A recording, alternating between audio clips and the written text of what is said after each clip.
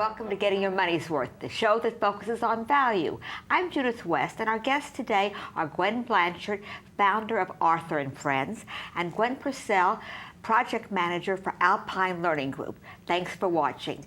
Okay, good afternoon, ladies, and thanks for being on the show. Thank you. We're very curious. We're going to start with you, Wendie, because you have to tell us what Arthur & Friends is all about. Well, Arthur & Friends is what we call a social entrepreneurship program. And it has several missions, one of which is to provide sustainable income, employment, and training for people with disabilities. Okay, so let's stop right there. Who's Arthur? Arthur is my nephew. Arthur is a 33-year-old young man with Down syndrome who poked and prod his aunt into starting a company and an organization that would provide training and employment opportunities for those who are marginalized. You must love Arthur a lot. I mean, Oh. that was a lot of prodding. Let me tell you, to know Arthur is to love him. He's quite an exceptional person. Right. So he got you started on this project. Mm-hmm. And from an idea like that, helping your nephew, you have national ambitions. Right. So well, we want to get to the heart of the matter, but how did you actually get started? I was contemplating my retirement, and I decided... You were a banker? No, actually Gwen is a banker. Gwen's the banker. I was in vocational education. You were, okay. Vocational that education. Makes sense. Okay. And I saw that when the school bus stopped, for a lot of these kids, so did their lives. And so I started to they learned something, but they had no way of using it. Exactly. And people in this economy, we're not hiring people with disabilities. It's very challenging for the able-bodied, especially the disabled. Certainly. So I spent about 2 years doing a marketing plan and a business plan, because it's not going to work unless you got a good business plan. Right. Feasibility study, working with graduate students from Cornell and Ohio State to determine whether this would work. And we determined that we would become hydroponic growers. We would grow year-round in a greenhouse. Okay, so you and that's a very special niche, mm-hmm. Hydroponic. Okay, so now another definition. What is hydroponic? Hydroponics is very simply, it's Latin Gardening. we call it farming. It means okay. water working. It's soil-less agriculture. It's controlled environment agriculture. So it's a greenhouse? It's in a greenhouse. We use no pesticides, no herbicides. We use 10% of the water. It's all recirculated within the system. It's dirtless. It's absolutely dirtless. How about that? And our plants grow about 30% faster because they are not stressed. They enjoy, year-round... Loving care. Loving care, that's for sure. And we have a high-quality product, which was important, too. With our second mission, addressing the food crisis. Right, so the high-quality product now produces revenue. Yes. You have niche marketeers. I mean, mm-hmm. that's like a very hot brand right now. You bet. Hydroponic, environmentally safe, pest-free, chemical-free, right. And we're reducing our carbon footprint because we serve a 35-mile radius around each one of our greenhouses, so we can revitalize the local economy and make an improvement to how we... Give us some notion, and then I want to speak to Gwen. Give us some notion of what does it mean developmentally disabled? Give us some notion of who your population is. Our population really extends far beyond developmentally disabled. We have people who come to their disability later in life, people who've had strokes, traumatic brain injuries, accidents. Developmentally disabled is a term that's used for a person who has cognitive limitations to their learning and their ability to function. But this could happen to somebody who is a very well-functioning adult who may have a stroke. Yes. Or be involved in some kind of an accident, Correct. Bicycle, car accident, or mm-hmm. skiing or something. Mm-hmm. I mean, it could be someone who has been accustomed to a high level of function, yes? Exactly, and we have many of those people. You never know when you're going to be temporarily able-bodied or disabled. No, you really it happens don't. to all of us. That's absolutely true. We also deal with ex-offenders. We also deal with people who are former veterans who are disabled. Veterans, I thought that was So we have veterans. We have all kinds of marginalized populations and people with mental health issues. Yeah, and these folks get into the passion of growing these vegetables. It is so rejuvenative, and there's other unanticipated outcomes, if I might say. When you go in January into a greenhouse that's lush and there's sunlight. You sometimes start to hear from COG therapists and different people, we're not giving them their antidepressants this winter. They don't seem to need them. She seems so much happier. This person has OCD, where they need to do repetitive things. They seem to be working that out at the greenhouse, and it's not manifesting itself at home. every individual who comes through Hey, there I have some improves. people in my family I'd like to send to you. Everybody does, let me tell you. Right.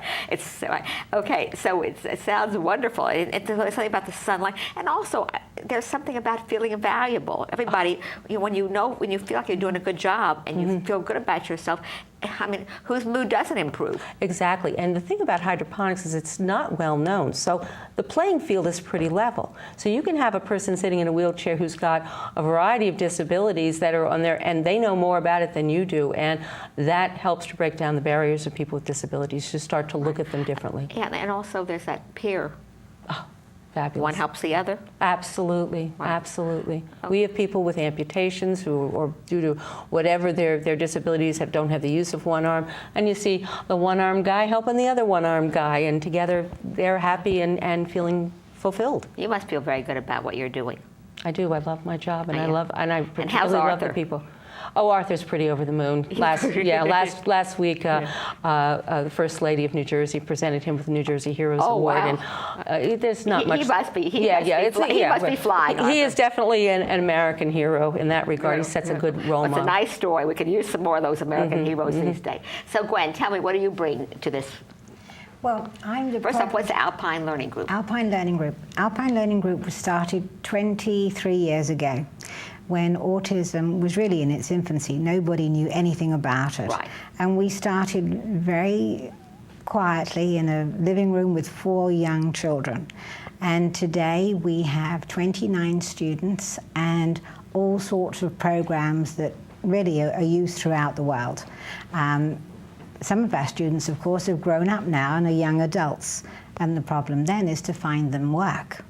And we try and get them into the community, and that gets increasingly difficult, particularly in this environment.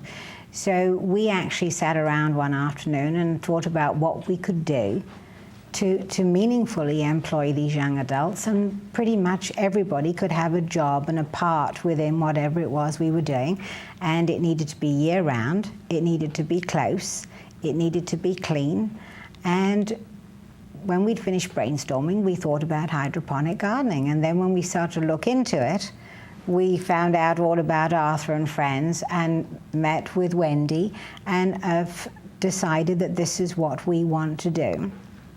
And we're now in the process of looking to put our first greenhouse potentially on our own property in Paramus. And Imagine growing vegetables. What is it? You're growing vegetables. Vegetables herbs, in Paramus. Herbs in Paramus, New Jersey. Yes. Who would have thought? Well, it used to be one of the farming centres Yeah, I know. of the world, and we maybe take it all back. All of it used to be, right. That's right. So that's right. take back what was yours, Yes. right. So, and we feel that, every one of our young adults can have a role within, and it's something that can be done throughout the year. And as Wendie has said, we cut down on the carbon footprint of these kids going out in, cars to go to work. They can literally just walk a little bit down the road. And, children that don't have good dexterity, we can get them to do things there. We talked to Wendie about, well, how does everybody get the little seed in the little oasis? And if a child can't manage that, or a young adult can't manage that, then give them a funnel and they can put it through the funnel, and then off they go. And some of our children don't like to be where it's too noisy or loud music, so it's very also quiet and calming. Quiet, peaceful environment. The sound of that running water Yeah. is so therapeutic and soothing. And when you said, Judith, about who'd have thought Paramus, New Jersey, we have a greenhouse in Orange, right next to Newark. Oh, really? Amazing. Yeah, that is in the middle of a neighborhood, and we are growing fabulous. Kind of a quiet. I mean, we read about you. That's how I read about you. I think it was at the Wall Street Journal at the time. New York Times. New York Times. And I thought, oh my gosh, the name Arthur and Friends caught my eye immediately, and I read about you. After all, this show is called Getting Your Money's Worth. And my gosh, what could be more getting your money's worth? First off, you take people who have something to give, and you let them give, and they turn into happier, more satisfied American adults. And then you do get revenue. You have what you sell to markets, you sell to restaurants. Are you guys self-supporting? We are sustainable. Each one of the greenhouses sustains enough money in order to pay its expenses and pay its a salary to the folks? Not everyone. They come in through, it's a 4-module training program. It was developed around a school curriculum so that they learn retail skills, wholesale skills, online skills, and essential in addition skills. to learning how to grow the vegetables, there's other things they learn. Well, that was what was an important thing. Oh, wow. So tell us a little. Our hydroponics is really the conduit by which we train these people with valuable skills that they can apply those in the way that they might not have had an opportunity. It's a patient, thoughtful environment. We have job coaches. We have wonderful support from family members and other people. We were generously funded by the Kessler Foundation. Rehabilitation. Right. Well, the foundation is separate from the institute, but the foundation, which has allowed us to build 2 more greenhouses. So we have a new one under construction in Bridgeton.